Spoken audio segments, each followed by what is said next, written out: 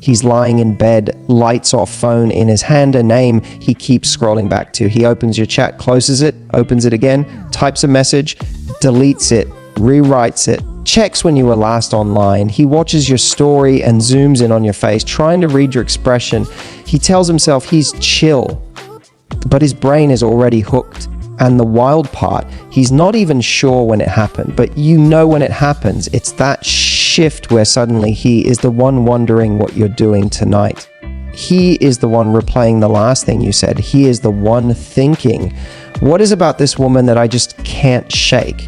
If you've ever thought, how do I get him obsessed with me? Let me flip that for you.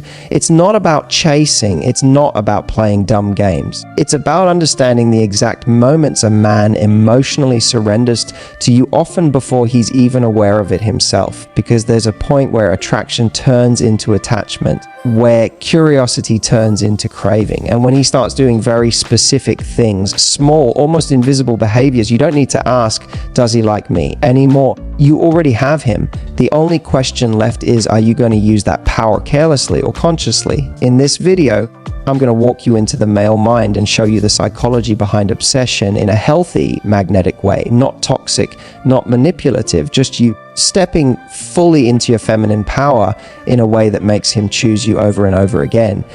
By the end, you'll know the 5 signs that tell you he's gone. He's in. He's emotionally invested.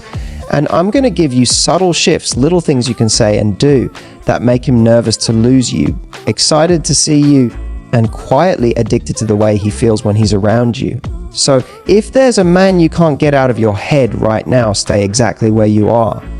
Don't click away. Because once you understand what I'm about to share, you'll never look at his messages, his calls, or his behavior the same way again.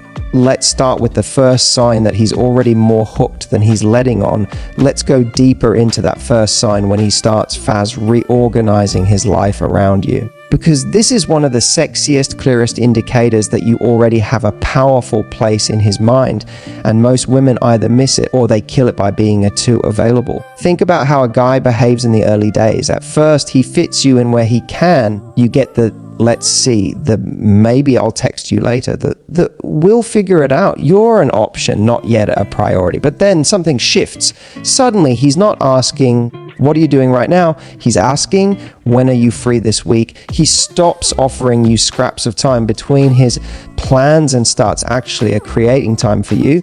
He leaves work a little earlier. He moves around his gym session. He says no to a casual hangout with his friends because he'd rather see you. That's not random. That's his brain saying, this woman is important. I need to make space for her. Now here's the part most women don't realize. This shift doesn't happen because you chase him harder, text him more, or say yes every time he clicks his fingers. It happens when you stop being on demand, when you're no longer the woman who's instantly free whenever he decides you're convenient. Imagine he messages you at 9 p.m. Hey, what are you doing now? Want to come over? Or you might feel a little rush of excitement, throw on some mascara and sprint out the door because at least he wants to see me. High value you smiles and replies, I've already got plans tonight, but I'd love to see you another time. Let me know in advance and we can set something up. No drama, no attitude, just a soft boundary that says, my time has a structure. If you want access to it, show up properly. What happens in his psychology when you do this? First, you become scarce in the best way. Not scarce like you're playing games, but scarce like a woman who has a full, interesting life. Second, he starts to invest effort, and what human beings invest effort and they value more. Every time he adjusts his schedule, plans ahead, or makes sure he books that restaurant because he knows your time is precious, he is reinforcing his own attachment to you. He's not just chasing you, you are becoming part of how he organizes his world. You do not need to pretend to be busy. You simply need to actually be busy. Fill your life with things that light you up, friends, hobbies, self-care, your goals. When he asks, when are you free? You don't automatically clear your week. You look at your calendar and say, I can do Thursday or Sunday. That tiny moment communicates, I'm interested, but I'm not sitting at home waiting for you to choose me. That is incredibly sexy to a man who is used to women over giving just to keep his attention. Now, does this mean you're rigid and never flexible? No, being feminine and warm means you can absolutely be spontaneous sometimes, especially once he's already showing consistent effort. But there's a difference between occasionally being flexible and habitually bending your entire life around a man who hasn't earned that level of access yet. One creates attraction, the other creates entitlement. So when you notice him starting to book in time with you days ahead, when he checks your schedule first, when he says, I moved a few things because I really wanted to see you, recognize what that means. His time is his most limited resource, and he's now spending it on you. That is not the moment to start giving more, chasing more, and proving you're worthy. That's the moment to relax into your value, meet his effort with warmth, and let him feel how good it is to prioritize you. You don't get a man to reorganize his life by begging for space in it. You become the woman whose energy is so valuable. He can't help but make room. Let's talk about that second sign when he starts craving your emotional world, not just your body or your presence. This is where a simple crush starts turning into real attachment. And it's also where so many women accidentally shut a man down or push him away without even realizing it. Picture this. You're on a date, and instead of just talking about movies, food, and how was your day, he leans in a little closer and says, what were you like as a kid? Or what do you actually want in the next few years? He remembers that story you told him about your family. He brings up the dream job you mentioned once in passing. He notices when your energy drops and says, you went quiet for a second. What's going on in there? This is a man trying to step into your inner world. And that shift is huge because most men don't make that effort unless their feelings are getting real. On top of that, watch what he starts to share with you. Maybe he opens up about a difficult time at work, a fight he had with a friend, or something that happened in his childhood. He might say things like, I don't usually talk about this, or I haven't really told anyone this before. When a man does that, he's not just filling silence. He's testing, can I be emotionally naked with this woman? Is she a safe place? That's not lust speaking anymore. That's his emotional brain trying to attach. Now, here's where your power comes in. Selective vulnerability. This is the sweet spot between two extremes. On one side, there's the cool girl who acts like nothing ever touches her. She's fine, always fine, unbothered, never upset, never nervous. She thinks that being low maintenance will keep him around, but what it actually does is make her emotionally flat. There's nothing to hold on to. On the other side, there's the woman who unloads her entire life story, her deepest trauma, and every wound she's ever had in the first few dates. That doesn't create intimacy. It creates emotional overwhelm and, honestly, sometimes pity instead of attraction. Selective vulnerability is the middle path. It's when you let him see your heart, but you don't hand it over on a plate. You share pieces of yourself that are real, but you don't expose everything to someone who hasn't yet earned that level of closeness. For example, instead of pretending you're always confident, you might say with a little smile, I act all put together. But before I walk into a room full of people I don't know, my stomach is doing backflips. Or I'm very independent, but I do get scared sometimes that I'll choose the wrong person and waste my time. That's honest. It's feminine. It's layered. It makes you human. When he asks about your past, you don't need to give a 3-hour documentary. You might say, my last relationship taught me a lot about what I won't tolerate again. I realized I need consistency and respect. I'm not ready to go into all the details yet, but I'm grateful for what it taught me. Look at the message that sends you have depth, you've lived, you've learned, but you also have boundaries. I'm not ready to go into all the details yet is powerful. It tells him your emotional world is special access, not public property, and men value what isn't given away cheaply. Your emotional world isn't just about your pain, it's also about your passion.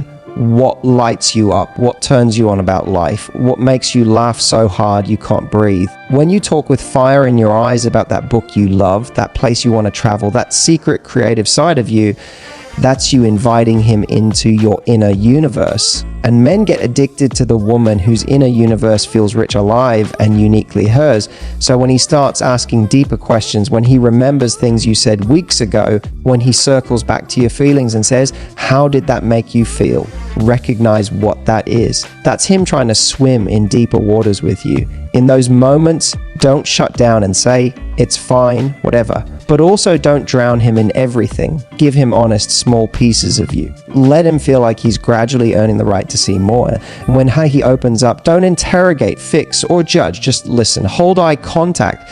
Say things like, "Thank you for telling me that," or "I'm glad you felt you could share that with me." That's how a man's nervous system learns. With her, I can be real. And once he associates you with that feeling of emotional safety and turn on at the same time, that's when the obsession deepens. That's when you're no longer just a woman he's attracted to, you're the woman he can't get out of his heart. Point number 3 is where things get deliciously interesting. When he starts seeking your approval, this is the moment he moves from, "Oh, I hope she likes me physically," to, "Oh, I hope she respects me. I hope she's proud of me."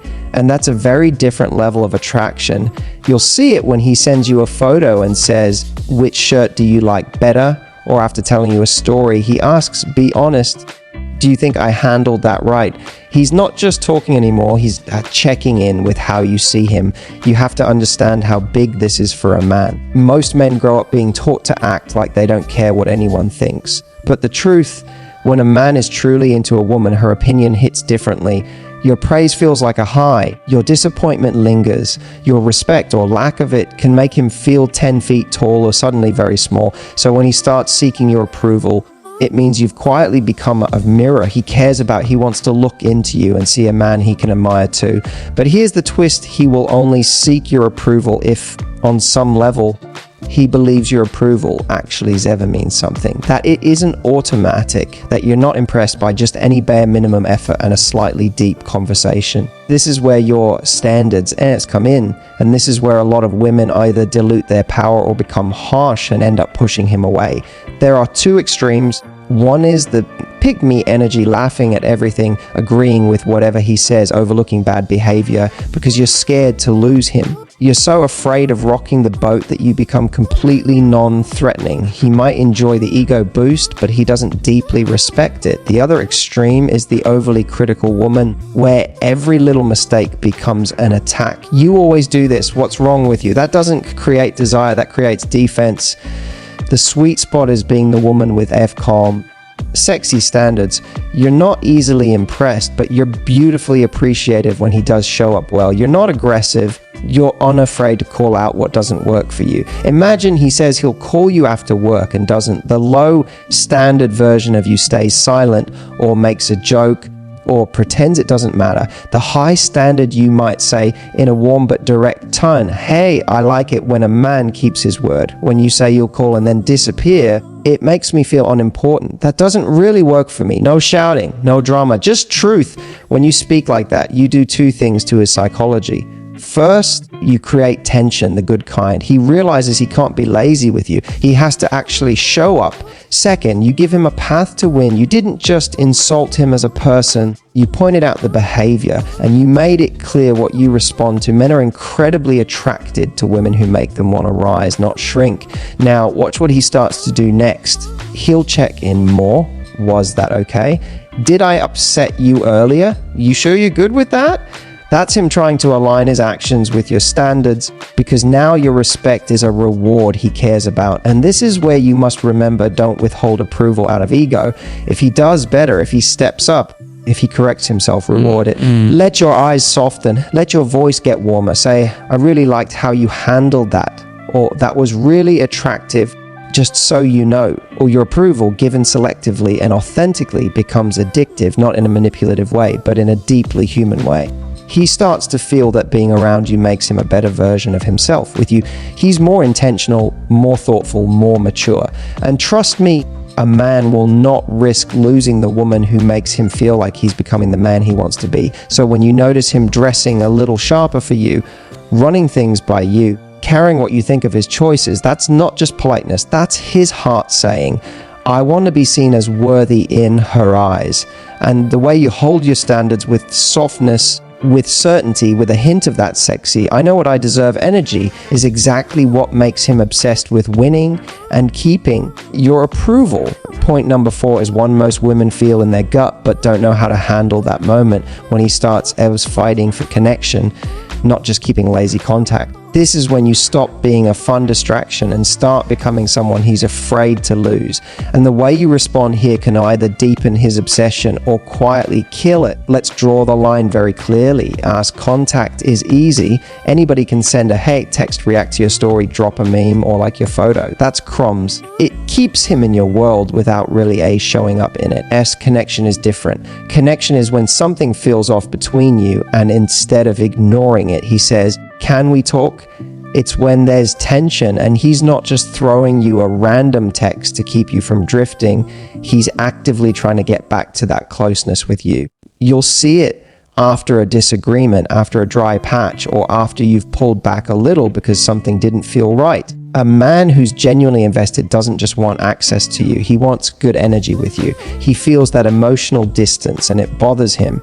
He might message, I don't like how we left things, or are we okay? Or I've been thinking about earlier, and I don't want this weirdness between us. Those aren't throwaway lines. That's his attachment system lighting up. Now, here's the mistake a lot of women make as soon as they feel that disconnect. They panic and start chasing. They double text. They send paragraphs explaining, over-explaining and defending. They stalk his online status. They push for resolution before he's even had a chance to process what he feels. In doing that, you actually rob him of something crucial, the S space, to realize he misses you and wants to fix it. That's where the concept of a soft space comes in. Soft space is not the cold shoulder. It's not punishment. It's not ghosting him to teach him a lesson. It's you stepping back just enough to protect your peace while leaving the door open for him to walk back through like a man. It might look like this, things feel off. The energy is weird. He's gone a bit distant. Instead of sending a novel, you respond calmly. Maybe you say, I felt a bit hurt by how that went. I think I need a little space to reset, but I'm open to talking when we're both in a better place. Then, and this part is crucial, you actually lean into your own life. You don't sit staring at your phone waiting. You go to the gym, you meet your friends, you run your world. In his psychology, two powerful things happen. First, he feels the loss of emotional access. You're not attacking him, but you're also not constantly feeding the connection while he gives the bare minimum. The energy he was used to from you starts to fade, and that creates a healthy discomfort. Second, your behavior communicates self-respect. You're not begging for closeness. You're not forcing a man to show up. You're saying without drama, I value peace over chaos. I value myself over chasing. Now watch what a man who's truly into you does with that. After a little time, he'll reach back out, not with a random sup, but with intention. I've been thinking, I don't like us being off like this. Can we talk? He might apologize. He might ask to see you face to face. What he's trying to do is close the emotional gap that was created. That's not just him missing the habit of you. That's him missing you. Your job in that moment isn't to make him pay endlessly, nor is it to instantly melt and pretend nothing happened. It's to meet his effort with warmth and clarity. You can say, I appreciate you reaching out. I do want us to feel good with each other. Let's talk about what didn't work for me and how we can do better. Calm, feminine, open, but still with standards. When a man realizes that with you, conflicts don't mean explosions, but they also don't mean you'll chase him into showing up. He learns something powerful. If I want to keep this woman close, I have to take care of the connection, not just throw her a text now and then. And once he starts fighting for that emotional closeness, defending that bond, and reaching out to repair when things feel off, that's when you know you're not just someone in his phone. You're someone in his heart. Point number 5 is where you move from the girl he's seeing to the woman his brain keeps placing in his future, even when he doesn't fully realize he's doing it. This is when he starts fast future casting with you. Listen carefully to the language he uses. It's no longer just, that restaurant was fun. It becomes, next time we go, we have to try their dessert. It's not, I love the beach. It's, we should do a weekend at the beach together. It's, when you meet my friends, if we ever travel together, would look so good in Italy.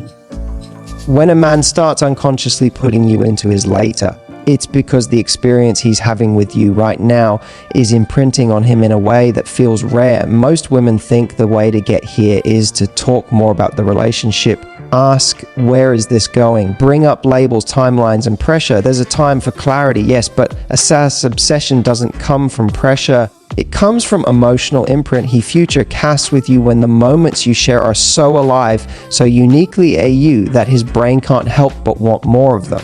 That's why the psychology trick here is simple but powerful. Stop trying to secure the future and start being unforgettable in the present. Ask yourself honestly when you're with him, or you are there, or are you in your head, overanalyzing, testing, worrying about what it means.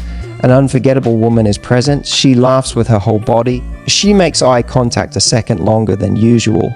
She teases him, plays with him, lets her feminine energy flirt without needing to force anything. She's not trying to be impressive. She's just fully airs in the moment. That's what makes you addictive, not perfection presence. Create experiences he can't easily duplicate. Suggest fun, different dates. Let's go to that jazz place. I want to see if you can handle slow music.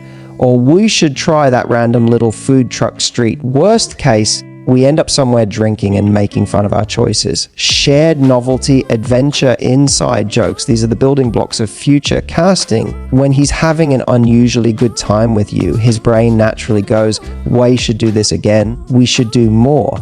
Notice the difference between a guy who throws out vague future lines to keep you hooked versus one who is genuinely future, casting from a place of feeling. The real thing is usually casual but consistent little moments scattered through your interactions.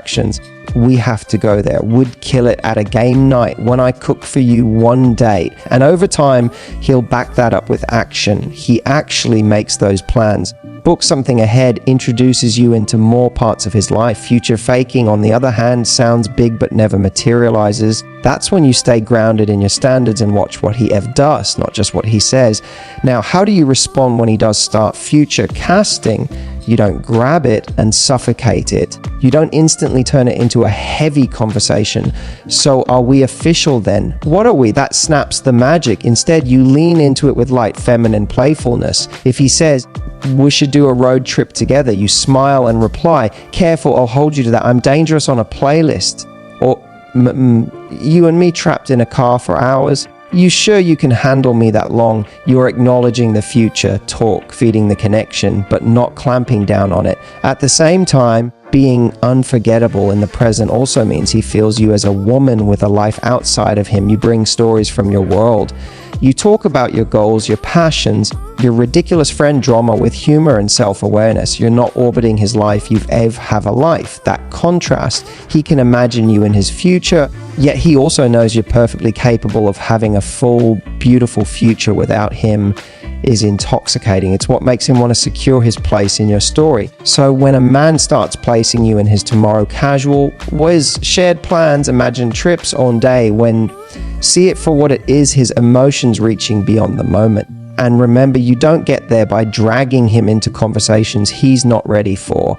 You get there by making every moment with you feel like something he doesn't want to end. That's what makes him obsessed, not with the idea of a relationship, but with the experience of you. So let's pull this all together. You now know exactly what it looks like when a man is no longer kind of interested, but genuinely hooked. It's when he starts subtly reorganizing his life around you, because your time isn't on demand anymore. It's a privilege he has to show up for. It's when he stops chasing just your body and starts craving your emotional world, because you're letting him in with selective vulnerability, not dumping everything or hiding everything. It's when he begins to seek your approval, dressing better, asking your opinion, caring how you see him because your standards are calm, sexy, and real. It's when he doesn't just ping your phone to keep you warm, but actually fights for connection, reaches out to fix tension, and closes the emotional gap when something feels off.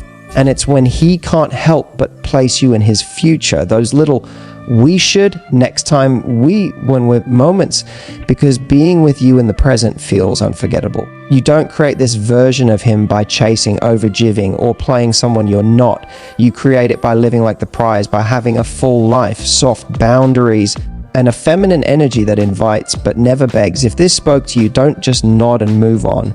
Hit subscribe, like this video, and tell me in the comments, which of these 5 signs have you already seen in him? And which one are you going to start activating from today? And share this with a woman who needs to be reminded of her power. I'll see you in the next one.